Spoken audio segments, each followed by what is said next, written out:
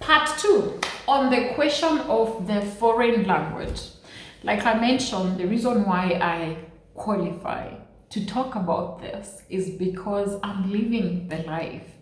Is because I live in a foreign country. That means I speak the foreign language. I speak German. This is why I'm making this video. So German is definitely the point of reference, just like I did the first video about the same thing, and the question was, can a person do A1 to B1 in 1 year? I answered that. In this video, this was also a question asked by the same person who asked me that question.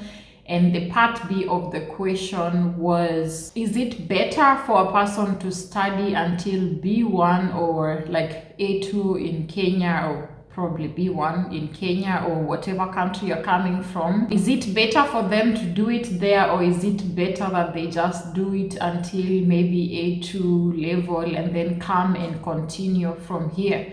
Which one is better? The better option, so to say. End up alright, just push yourself, test yourself, figure out what you like, and find your limits, don't be rigid, always work towards a prime, surround yourself with open minds. And here is my response. There are some factors that you need to consider. The number one is, if you're coming, what kind of visa are you coming with, and what is the requirement?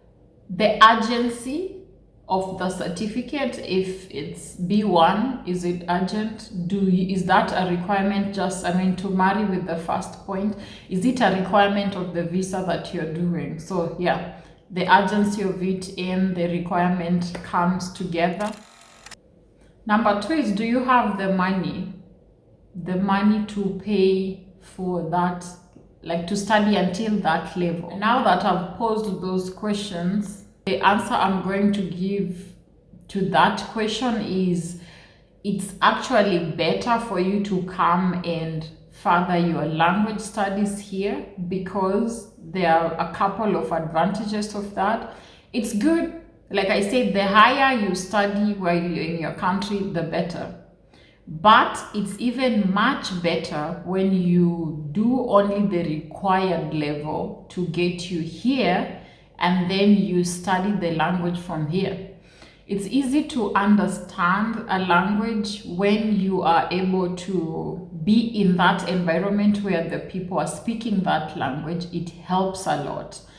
You get to hear new vocabularies, you get to hear how they construct these sentences, you get to hear the accent, so you get to hear the real accent of this language that you're actually practicing. I remember when I did A1 in Kenya, I actually did until A2, did my first exam, failed, and then sat for A1 because the OPA requirement was only A1. I just wanted to do A2, which didn't go so well. So when I came here, I started from A2. And I remember reaching here and people are speaking and I'm like, what are y'all saying? Like, bro, it's like I never stepped in a German class. It's like, what are you guys saying? Like, I've never been in a German class before, because the accent was different, the pronunciation was different, and how, I don't know, the expression or whatever, I can't put my finger on it, but I could barely understand what they were talking to me. Remember, they were speaking to me basic German. I could speak basic German. I could introduce myself in German. I could ask for something in German, but I could not understand what they're telling me. Remember, when I sat for the exams, I did hören, yeah? I was listening to them and answering the questions. How I got that, I don't know. Because when I got here, I could not understand anything. So it's even better for you if you can come here and further your language course.